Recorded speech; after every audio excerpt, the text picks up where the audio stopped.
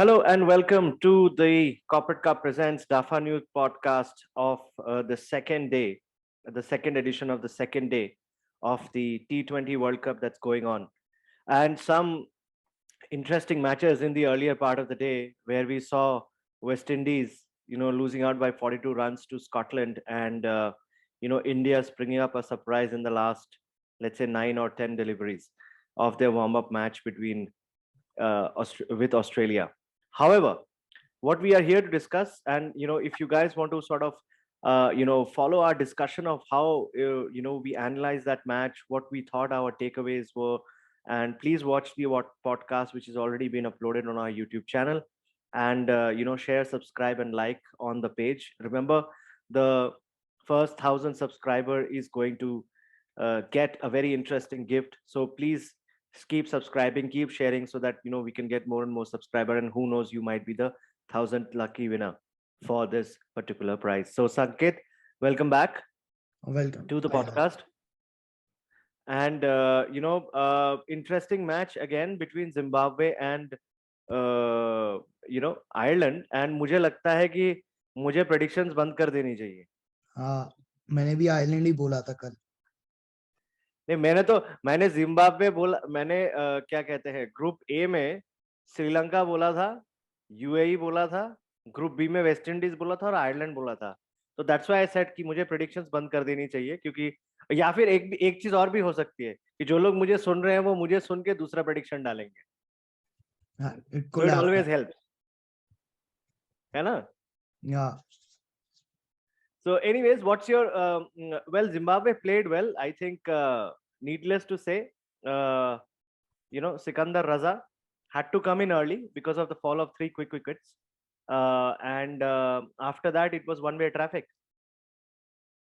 He probably dominated the game, marked as authority, probably coming at 3 down and then scoring 82 or 48 and taking your team to 170. Probably one of his best innings, you may say. Absolutely. I think, if you look at the other West Indies order, I mean, they had their first wicket at 0 runs, okay, in the very second ball of the inning. And after that, people were hopeful that the captain would deliver. However, he was stumped very early, which was the fall of the third wicket. And they did not see any much partnerships, but it was just a one-man show. However, he got some support from Wesley Medieval and a little bit from Sean Williams and Mitton Strumba. Yes, probably it was a combination of Sikandar Raza going all out for all the overs he was there and everyone contributing how much they played at 11 ball 12 runs, 19 balls 22 runs, but it kind of helped Raza. Like they were just taking singles and giving him the strike and he was striking them wonderfully. Like even to watch Yes, that innings was a good sight. absolutely. I think his innings was like a highlights. 5 4s, 5 6s, and he had a strike rate of about 171. And I think he was the one who actually make the Irish bowlers figures look bad. I think otherwise Josh Little and Mark Adair had kind of given, and of course Simi Singh had kind of pegged them back quite a lot. Yes, they had done the initial bit a good long, and probably the fourth, fifth, and sixth bowler was quite expensive for Ireland. And Raza took that opportunity and stroked those boundaries whenever he got that chances. Absolutely. I think Ireland also started the same way, with losing their first wicket for no runs. And I think, it was the Zimbabwean bowlers who gave them a taste of their own medicine. And they were about 4 for 22. Yes, probably they lost their most important batter in Paul Sterling when they lost it, and it was a stiff chase. They needed someone, but none of the top four batters could get going unless there was a little partnership for the fifth, sixth, and seventh wicket, which might keep them in the race regarding the net run rate because they didn't lose by that much, considering what Mhm. has been happening in other matches. Yeah, especially the West Indies match. So, West Indies will have their task cut out in their next match, and next two matches actually, because they might just actually risking the same way Sri Lanka is risking themselves on the run rate as well. So I think overall this kind of throws open Group A and Group B after the first 2 days of the games, and I think you have the matches between Sri Lanka and UAE tomorrow and Namibia and Netherlands tomorrow, and the interesting match will be whoever wins between Namibia and Netherlands has already got one foot in the next group already. Probably both the foots, considering the net run rate, there could be a possibility that either Sri Lanka or West Indies win two matches but still don't qualify even at the number two spot, just cause Right. of the net run rate. Yes, and the first 2 days have actually thrown open these two groups completely, both Group A and Group B. And like we had, my predictions were West Indies number one and UAE number two from Group A, sorry, Group B. And from Group A, it was Sri Lanka and UAE, and from Group B, it was West Indies and Ireland. And as number one and number two, I, at least the number ones are basically both Sri Lanka and West Indies have got their task cut out now. They have to come up with the best performance in the next match, or either it's the end of the tournament and you won't want the previous champions to go out so early. Especially, Well, no, not especially considering both the teams. West Indies have a history, a kind of legacy has been built, and Sri Lanka, after winning the Asia Cup, it was a good growth for them in terms of cricket and in terms yeah, even as a nation. But if right. an early exit won't be good for either of the teams or the cricket world in general. This statement of yours brings me to a very interesting fact that in the last, I think, 4 or 5 football World Cups, the winner of the previous World Cup has gone out in the league stages. Yes, yes. Happens with Italy, So Spain, Argentina, not Argentina, France, Germany. we never know whether it'll happen with France this year. It So we'll can have to see. But yeah, I mean, it has happened with Germany, it has happened with Spain, it has happened with Italy, as you rightly said. So you never know, man, and it'll be strange if both West Indies and Sri Lanka actually go out in the very first stages, in the very first lay, and they don't qualify. But I think yes, Sri Lanka will have all to play for tomorrow against the UAE. I'm sure they would want to have a thumping win just to make sure that it doesn't come down to run rate for them, and that will be those will be two very interesting matches to see tomorrow. I think the Namibia versus the Netherlands contest, which basically means that whoever wins, is going to be able to claim a position in the qualifying to the Super 12, and Sri Lanka would have all to play for. I think similarly, like today we had another warm-up match at the Gaba between Pakistan and the England team. And like we were discussing in the previous podcast, you were very confident, and your confidence was absolutely heard by the English team, and they chased down the total. I think in the 14th or 15th over. 15th over. 15th over. I think 14.4 overs. Yeah, that's right. So overall, I think a sort of what you call a bit of a reckoning for Pakistan, do you think, against the big match against India on Sunday? Or Yes, do you think it's just very much, very much. Probably I was of the case that Rizwan and Babar Babar Azam and didn't play? Babar and Rizwan used to take up too many balls, and I was happy Hmm. that someone else opened, and they were like, for example, 96 for 2 after 11 overs. But their That's middle right. order, which will be, I guess it will be Iftikhar Ahmed, Khushdil Shah, and uh, Asif Ali when they play Hmm. against India. They are not in form yet again. Like 18 balls, Hmm. 22 runs, a duck 12 ball 14. Probably that's the main cause of concern, and this could be one reason why the opening partnership tries to be a little safe and take the innings deep down. uh, I think Mohammad Rizwan and Babar Azam will 100% come back. I yes, think you can actually also see, Usman Kadir getting a chance as well. That's what I think, because these three, of course, the captain and the vice captain were rested, and Shadab Khan was the captain today. I think it was more of, from Pakistan, it was more of trying to test out what are the other options. I mean, who else we can rely on? Because when you're planning for a World Cup, you want most of your guys to sort of get that opportunity, get that chance to be able to play themselves into a form, or at least demonstrate their contention for the for their position. But England were clinical. Very clinical, and they attacked the spinners, Shadab and Nawaz. Like 4 overs for 67 between those two. The match was done and dusted over there itself. I guess England are going to do that, attack the fifth or the weakest link in the opposition, and that has been the game since a very long time. And it was good to see Shaheen Shah Afridi back within the action. Probably not on 23rd, but maybe he. It's good. It's a good for cricket if Shaheen Shah Afridi is back. Like you're missing Bumrah, you're missing the top bowlers. You need to see good bowling in a World Cup. Absolutely.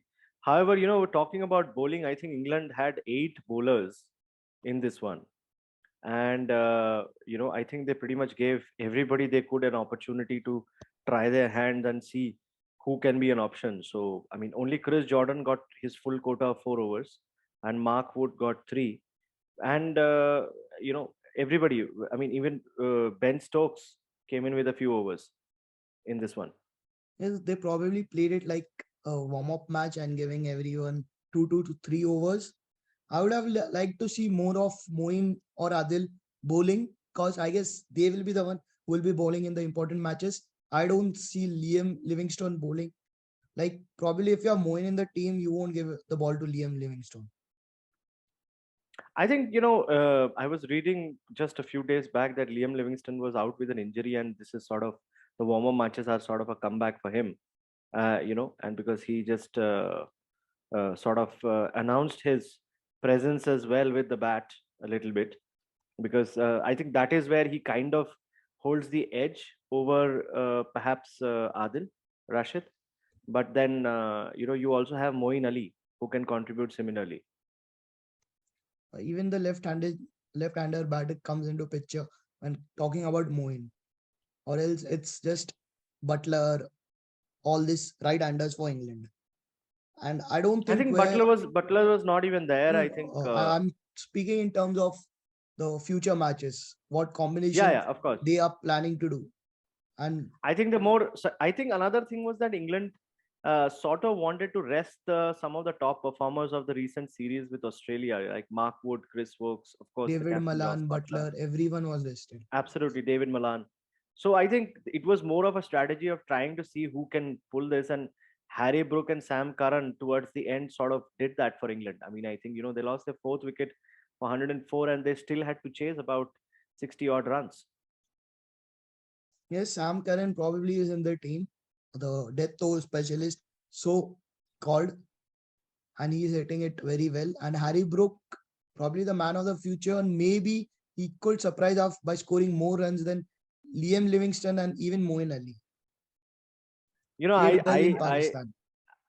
Absolutely, and I think you had a couple of wickets to Mohammad Wasim, of course, their main pace attack, and you also, yes, as you said, Shaheen Shah Afridi also got in a couple of overs for 7 runs, and I think what you will find is Pakistan also testing out their fast bowlers to make sure. I think they will go with a 3-2 attack, which is three primary fast bowlers easily against India, and I see Mohammad Wasim, Shaheen Shah Afridi, and perhaps Naseem Shah taking that No, I mantle. guess What do Haris you think? Roth will be there. Haris Roth will be You the think first name on the sheet for them. he was rested in this one? I think they have For another warm up match coming up. yes, I don't So think Pakistan has any issues with match practice. They have been playing a lot, so it was just more about getting the other bowlers the more important overs and probably bringing in Shaheen Shah Afridi. We may see him bowling 4 overs in the next warm up match, and yes, then possible. they might take a call if he's 100% fit against India. And also, I think that will be a big match this coming Sunday. I think both the countries are going to be at a stop because it's India versus Pakistan, and of course we'll have some interesting discussions on that as well. So what I'm saying is that more than this, I think the two matches that are going to happen tomorrow are going to be very critical for Group A. Coming back to that discussion very quickly, which is basically going to be Sri Lanka versus UAE and Namibia versus Netherlands. So, what's your prediction for those two matches?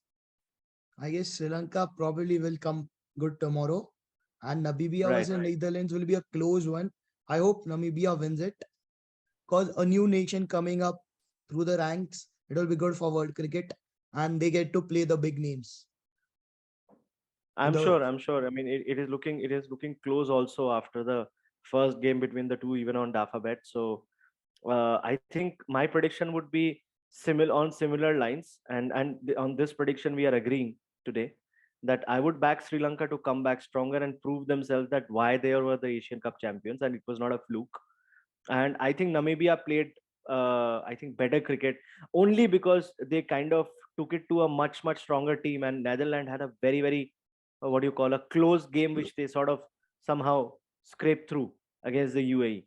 So I'm also going with the same predictions, which is Namibia for the first match between with Netherlands and Sri Lanka to sort of win comprehensively, perhaps tomorrow, as they need to for this match against the UAE. And there's one more thing, we were discussing before we sort of parted ways in yesterday's podcast, that whom would win between Real Madrid and Barcelona, and it was a very clear scoreline yesterday. yes, 3-1 probably. It was written on the card after the first half. Yes, I think you still not seeing Barcelona without Messi is still looking like a shadow of itself. You know. Yes, I didn't even see the match after the first half. I switched to PL, Man City, Liverpool. Yes, that was also a great match, I think, and Liverpool finally sort of came That was a good yesterday. surprise. Yes, and I was kind of hoping that Liverpool might just do this to Man City, because sometimes what happens is, when you are having a very big momentum and you go and face a very competent and strong team which may not be having the rub of the green of late, but then they have a lot more to play for than you, who's constantly winning any which ways. So it just kind of somewhat becomes another match for you. However, for the other team it becomes sort of like a matter of reputation or do or die or such kind of a situation. So I think it was a very good match, I think, and that kind of does not really throw open the table. But this is one discussion that we are also going to have, as to what's happening in the Premier League, and sort of see who is likely to be going forward into the World Cup preparation starting next month, as the leader, or the top three or top four positions. So that's also coming up, ladies and gentlemen, later on this week, wherein we are also going to discuss the positions in the top football leagues of the world. And after the Cricket World Cup is over, the Football World Cup, which comes after 4 years, is starting. Remember, this Cricket World Cup is happening after only 1 year, but the previous World Cup in 2021, or the T20 World Cup, happened after 5 years, which was in 2016 was the last World Cup. So yes, sports is finally back, and back with a bang. There is a lot of sports happening. So keep watching and keep following the Corporate Cup channel, and keep watching and sharing your love for the Dafa News podcast. I think we would love to hear your comments. We would want to know your predictions, and we would want you to subscribe to the channel and share with your friends who are sports lovers across the country, so that we know from you what more topics to tell us, what more topics you would want us to sort of talk about I on have one podcast. point over here. Yeah, yeah, sure. Speaking about football, I don't know what the coaches might think of which position they end, but the coaches of the national teams won't want any player getting injured in this 1 or 2 weeks, and the coach of the Premier Absolutely. League teams won't want any of the best players getting injured in the World Cup, as the December will be a very strong month as they have to cover up time. It will be a very hectic schedule, and probably that will Absolutely. decide the table. I think so. I think so. And I think what you will find is the priorities for the World Cup would be coming out very clearly in the next couple of weeks of matches. I think November onwards, every league is sort of going into a holiday mode as far as league is concerned, because 23rd of November, 22nd of November, mind you, it has been brought in one day before the first match at the Qatar 2022 FIFA World Cup. And I think we are going to be seeing most of those matches in evening in India. There are some matches in the afternoon as well. So as we get closer to the World Cup, we are going to be discussing a lot more football.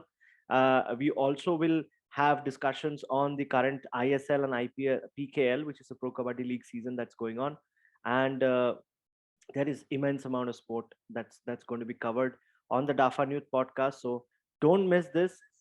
Share, like, and subscribe to this channel, and keep following us to know the best sporting action that's happening and the discussions on that on the Dafa News podcast. Thank you very much, Sanket, as always, for being part of this. And we are going to see you in the discussion in these two matches tomorrow, and let's see if our predictions come good. I think first 2 days have been very bad for me in terms of predictions in the World Cup. I've got everything wrong. Pretty bad. Yeah. All right, Sanket. Thanks, and I'll see you tomorrow. And ladies and gentlemen, thank you so much for watching. Keep showing your love to the Dafa News podcast, and we will see you tomorrow again with the coverage of the matches in the World Cup T20 that's happening down under.